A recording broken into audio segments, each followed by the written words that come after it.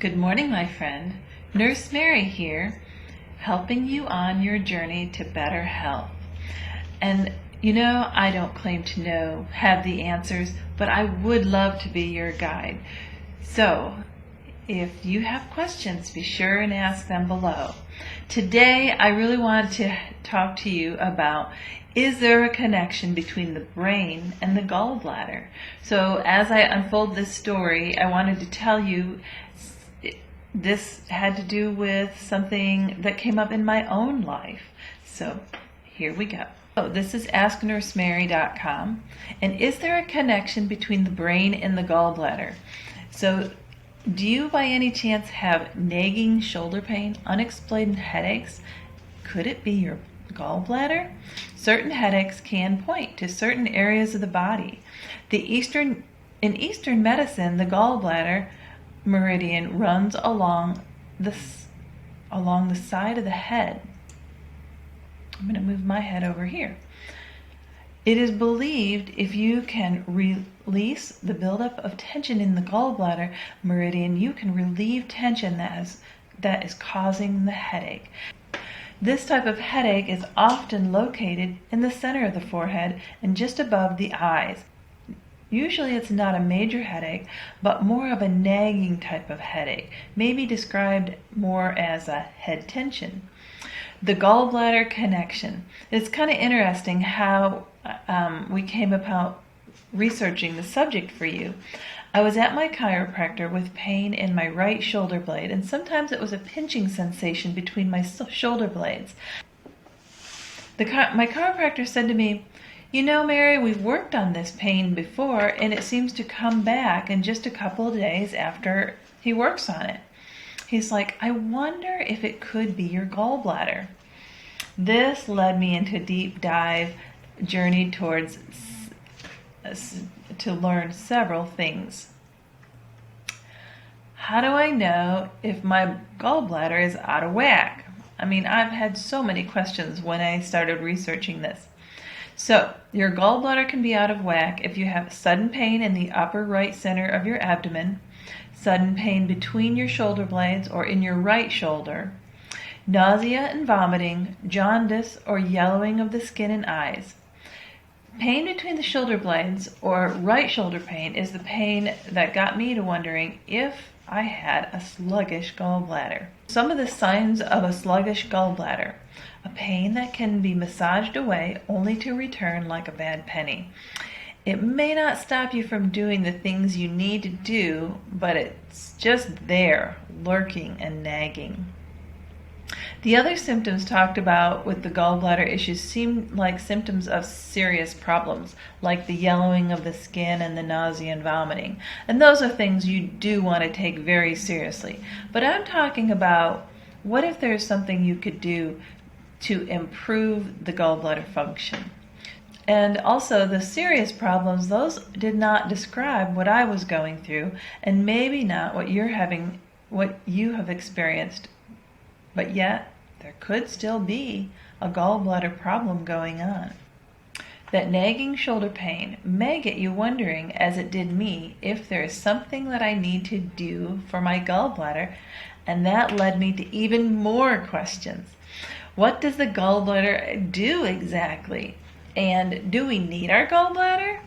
What happens if the gallbladder is sluggish and just not working at its optimal level? Could food intolerance be related to this? Could digestive issues be related to a sluggish gallbladder? So the right shoulder pain and the digestive issues is something that I've struggled with for a long time. And with digestive issues can come brain fog. So now we're talking about the brain and the gallbladder connection. So here's a picture of the gallbladder. What does the gallbladder do? The gallbladder holds the digestive fluid bile that your body releases into the small intestine to assist with the digestion of food. The gallbladder is pear-shaped and lies beneath the liver. So there it is. The gallbladder receives and stores bile produced by the liver in the common hepatic duct and releases bile through the common bile duct into the duodenum, part of the small intestines. The gallbladder helps with the digestion of fat. Do we need a gallbladder? The bile that is stored in the gallbladder is concentrated 3 to 10 times that which is in the liver. So, what the bile does is it emulsifies your fatty foods. So it allows water and oil to mix, which helps tremendously with your digestion. Bile acids act as a detergent, helping to emulsify the lipids or the fats in your food. Major problems with the gallbladder are things like gallstones. But what if you just have a slow or sludgy gallbladder? Can you cleanse and renew the gallbladder and get things back to working as they should? That was my question, so here is what I found. What is a sluggish gallbladder? Sometimes if the liver is not healthy, the bile produced may be overly thick. If the gallbladder can't fully contract, old bile may remain in the gallbladder too long. Stagnant bile can lead to the formation of gallbladder sludge. Eventually, the sludge can turn into gallstones. What happens if you can't produce enough bile? Without enough bile, you have reduced ability to absorb fat-soluble vitamins. These vitamins are vitamin A, vitamin K, and vitamin D.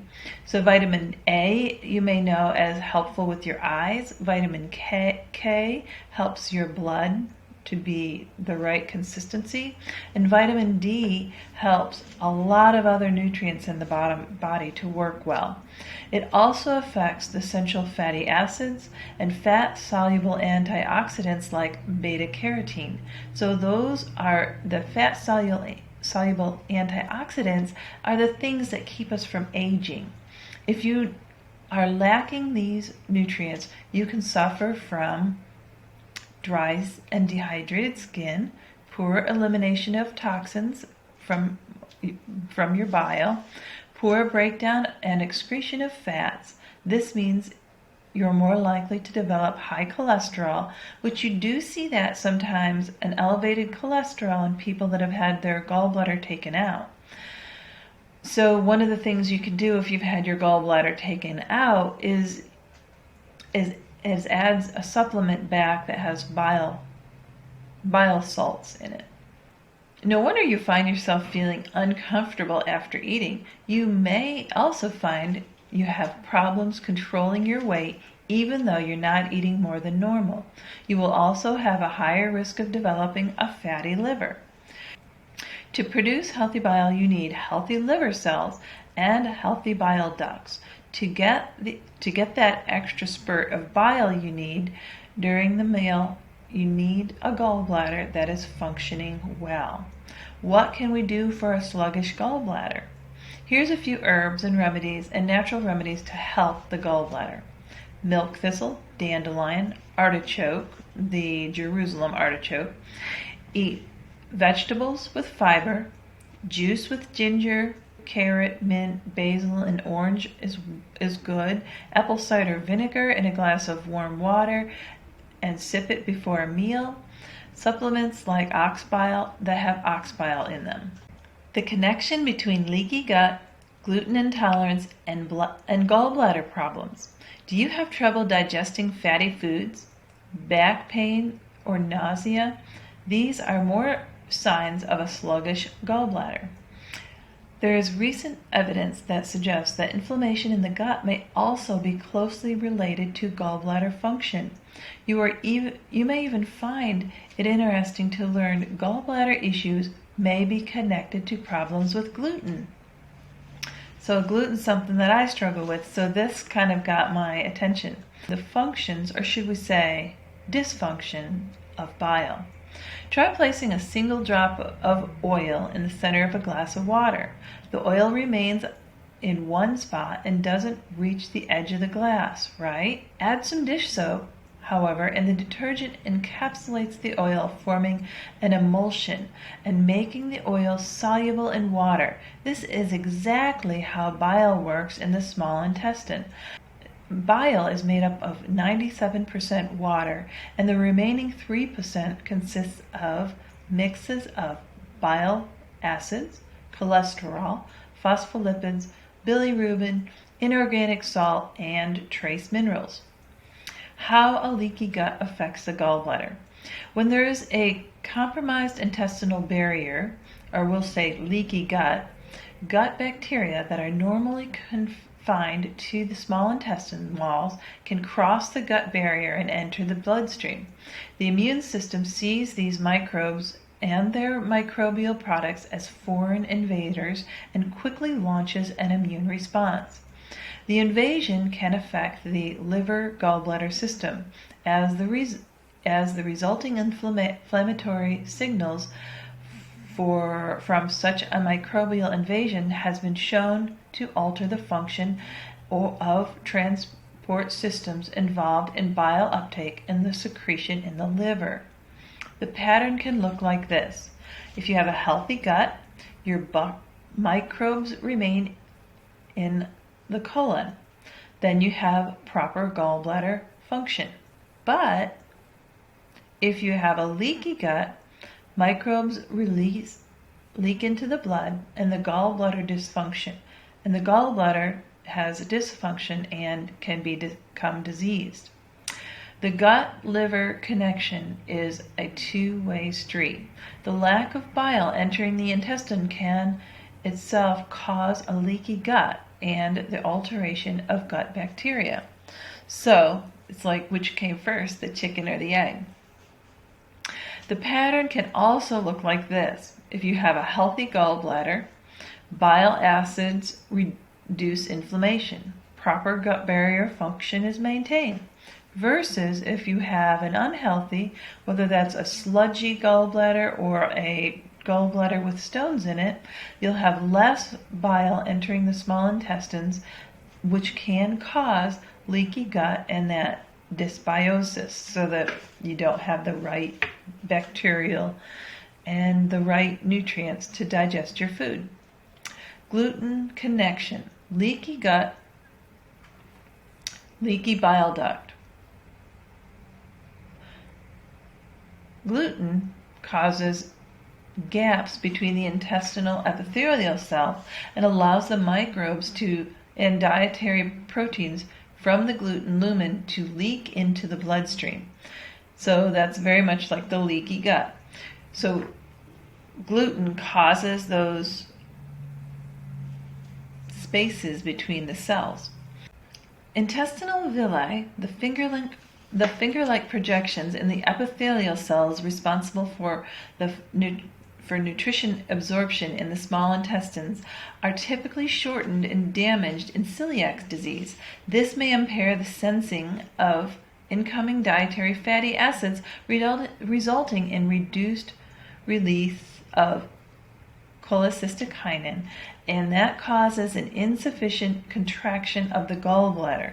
So studies have found that this too can be reversed with a gluten-free diet. How to get things flowing again. There is little to no conventional treatment for gallbladder disorders. One thing which is recommended is to eat low-fat diet.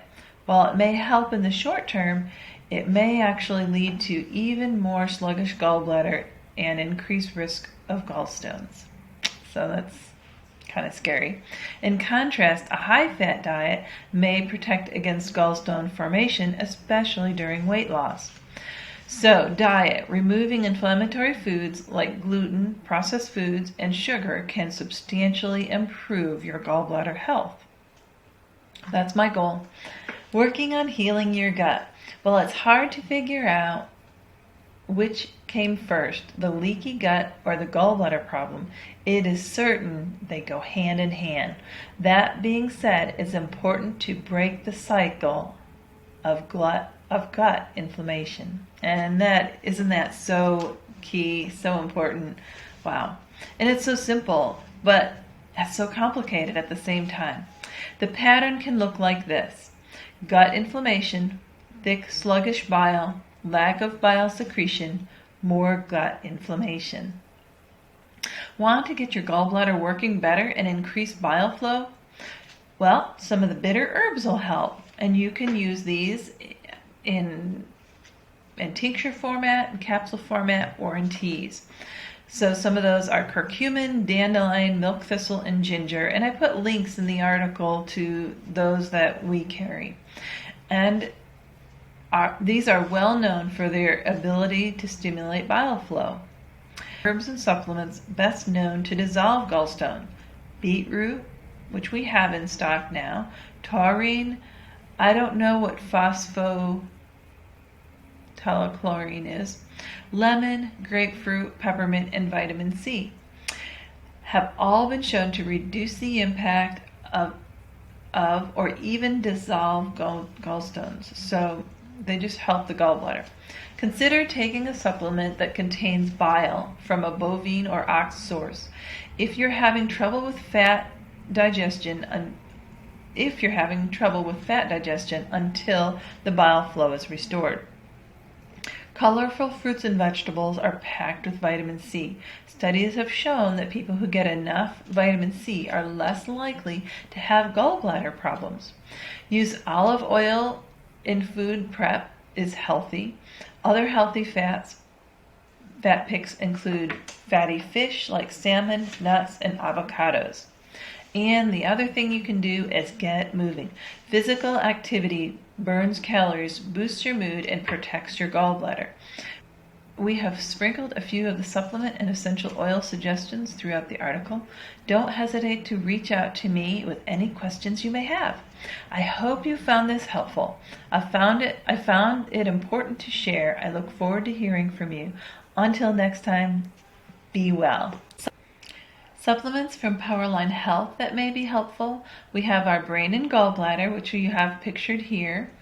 Our Stonebreaker is commonly used for gallstones and to support the liver. Our Master H&H helps all the glands in the body. We have a pancreatin with ox bile in it. Our vitamin ADK can be helpful. We have our Probio Tea, our Hepat, which is for the liver, dandelion root, one of those bitter herbs, beetroot, which supports many things in the body, milk thistle, ginger, apple cider vinegar, vitamin C, and ashwagandha. As you can see, there are many things you can do to help your liver and your gallbladder, and your mind and body will thank you for it. I hope this has been helpful in your day. This is Nurse Mary signing off. Until next time, be well.